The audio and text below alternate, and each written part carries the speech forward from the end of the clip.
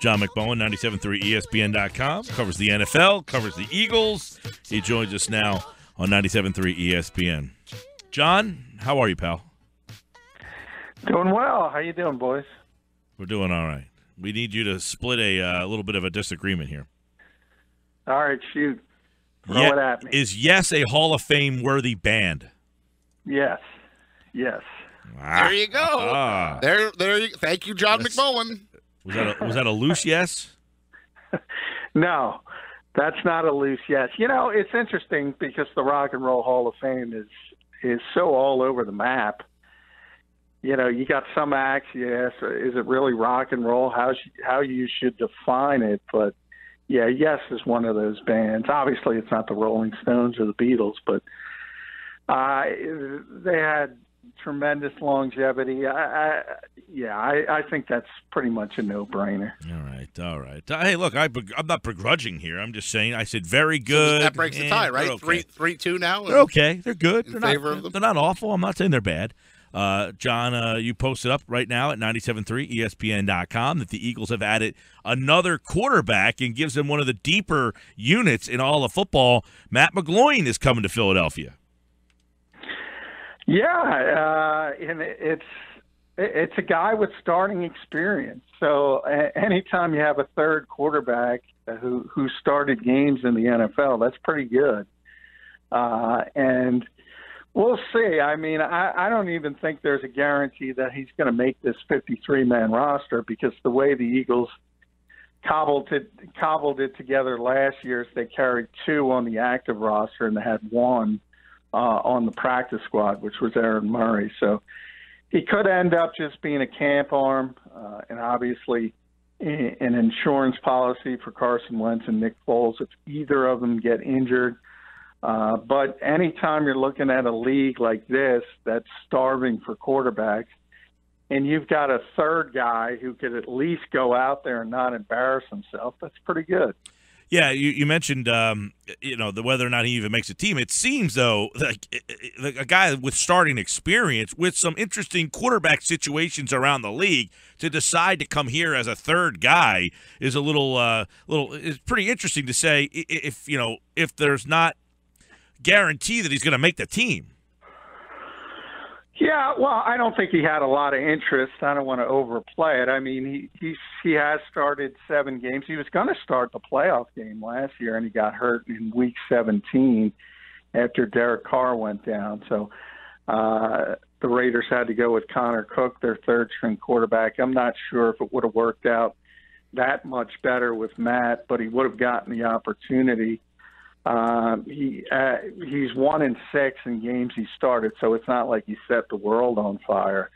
And again, there was not tremendous interest in him around the league, but again, we're talking about a third-string quarterback. It's not even a backup. So if you look at as far as value for that particular spot on your roster, it's pretty good, but it doesn't mean that he's going to knock down any barriers or get people all that excited. I would imagine he's a Penn State guy. He grew up in Scranton, so maybe he wanted to come back toward the area. But he certainly didn't have a lot of teams vying for his ability even as a backup. So it's not surprising, and hopefully he'll get a chance if he plays well in the preseason here and he gets cut. Hopefully he'll open up enough eyes to where he can be a backup somewhere else. John McMullen with us, our 97.3 Eagles insider. John, you also write on 973ESPN.com that Beau Allen needs surgery. What's the impact of that to the Eagles defense? Well, it's not quite as bad as it would have been if they weren't able to trade for Tim Jernigan, because before Jernigan got here, he was projected to be the starter next to Fletcher Cox, but he was certainly still regarded as a valuable player, was going to be in the rotation inside, and he's got a torn pec. He's going to be out 4 to 6 months. So quick math says if it's on the former, he's going to be ready right around week 1. If it's the latter, it's going to be deep into the season. So I think a lot depends on how he's able to recover. But it's a valuable player. So the fact that he's not going to be there for off-season work or training camp, for that matter, in a best-case scenario, it's going to affect the Eagles because they don't have a lot of depth behind Cox and Jernigan right now. That's the next question I was going to ask you. Do the Eagles have anyone on the current roster that can fill that role, or will they have to then go outside the organization? Well, I would expect them to draft an interior defensive lineman at some point. They have 2 rookie free agents from last season. Destiny Vallejo is still here. Asa Shaitu is still here. Then they signed Justin Hamilton, but it's not any names that are going to jump out at you, or you can really look at them and say, we can count on this guy. He's going to be effective for us. So I think they'll bring in another body or 2, and they'll let the young guys compete to be the backups. That's a tough injury. There's a possibility, John, then he might miss the start of the season with that injury, right? Yeah, as I said, it's generally 4 to 6 months. Right. I mean, you say 4 to 6. I'm thinking, he could be out through September. Yeah. And it's, again, even if he's able to come back for week 1, understand that's going to be a guy that's got a lot of rust because he will have not done any work to that point in training camp or throughout the off season. And generally, obviously, with a torn pec, you're not going to be able to lift a lot of weight, at least early in the process. So he's going to take a while to speed up and get back to where he normally is physically. So, it's going to be touch and go to whether he's going to be ready to be effective by week 1 of the season. Yeah, he could end up being possibly with the NFI list if things go like that. I mean, he might be missing 6 weeks of the season. I mean, this is a bigger injury than it sounds like because of the timing. You just think off season by the time the season starts, okay. But when you said 4 to 6 months, that's like, whoa, that's now we're getting into September, possibly even having to start on the NFI list. Yeah, the PUP list most likely in his case, but I mean, he'll definitely be on the PUP list throughout training camp.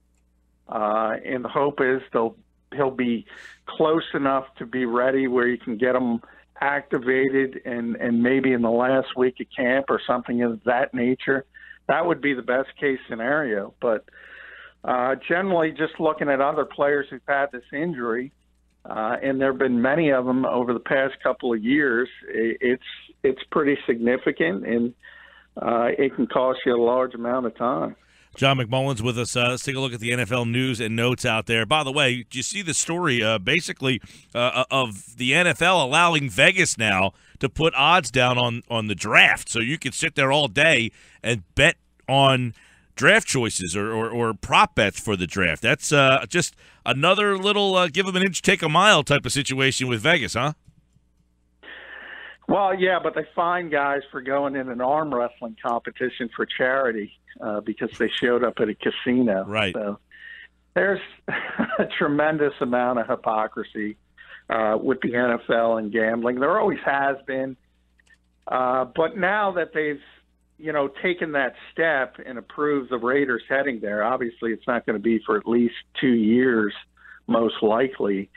At some point, they got to revisit this kind of stuff because I can't imagine the Raiders can be sitting there in Las Vegas with a $2 billion stadium, and you're not going to allow them to enter into corporate partnerships with some of the major casinos. It doesn't make any sense. So I think at some point that common sense aspect of this has to take over, but the NFL certainly doesn't seem to be in a hurry. I said one of the most comical things to me is they approve the Raiders moving before on-field officials can set foot in the city. So technically, if the Raiders had to play in Las Vegas today, there wouldn't be any referees because they're not allowed in the city limits.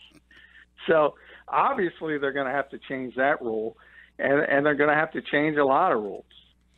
John, some NFL news out here. Let's look at Marshawn Lynch. Now, last week we had talked about the Raiders. Now he's saying he could turn his attention to the Patriots. That would be pretty apropos, right? Him just landing. We talked about, Adrian Peterson, but that has kind of fizzled out. But this would be the ultimate Patriots move. Like, the guy retires and then decides he wants to come back and play and ends up, boom, landing in New England. Yeah, I don't think that's going to happen. I think the Patriots want LeGarrette Blount back, and I think they're trying to sort of egg him along by, remember they brought in Adrian Peterson. Now you have the Lynch talk. And Lynch himself told the Raiders he only wants to play for Oakland. So, I think it's in the Raiders' court, really, because the Seahawks don't want him. John Snyder and Reggie McKenzie, the two general managers, get along very well. They were in Green Bay together. They once shared an office together. So it's not going to be a problem for the Raiders to get the Seahawks' rights. The question is, do the Raiders believe he can still play at a top level and help them win football games? I think that's ultimately the question that has to be answered. And if the Raiders believe that answer is yes, I think he's going to play next season. I think it's going to be with Oakland.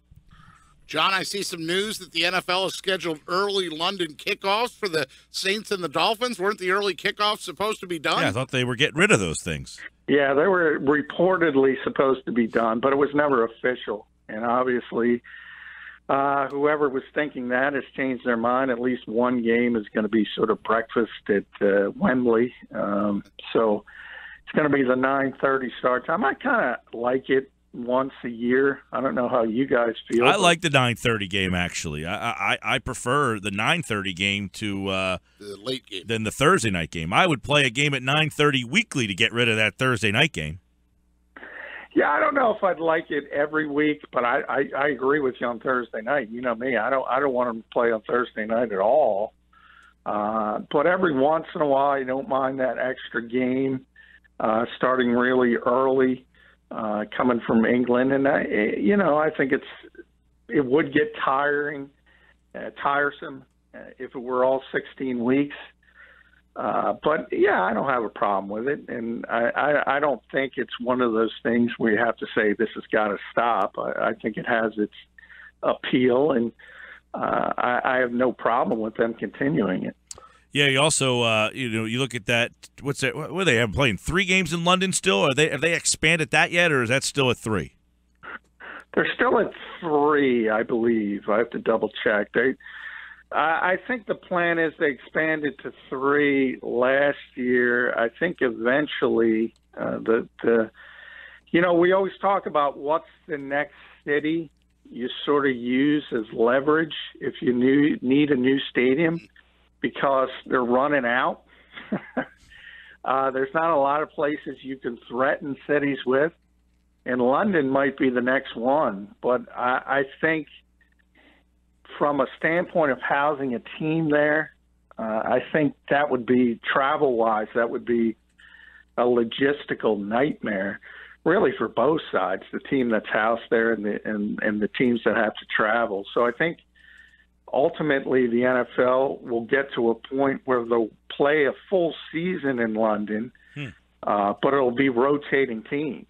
So they'll play 16 games. Interesting. But everybody will get their chance to go over. And I think ultimately that's what happened. All right, John McMullen, 97.3 ESPN.com, and, of course, FanRag Sports NFL. John, we saw you wrote something about Phil Simms, who has been in the news because Romo's been in the news a lot. Some people think that he's still going to get the itch to play, which makes this story a little juicier because Phil Simms says, hey, I'm not done either. Yeah, well, he's got 2 years left on his contract.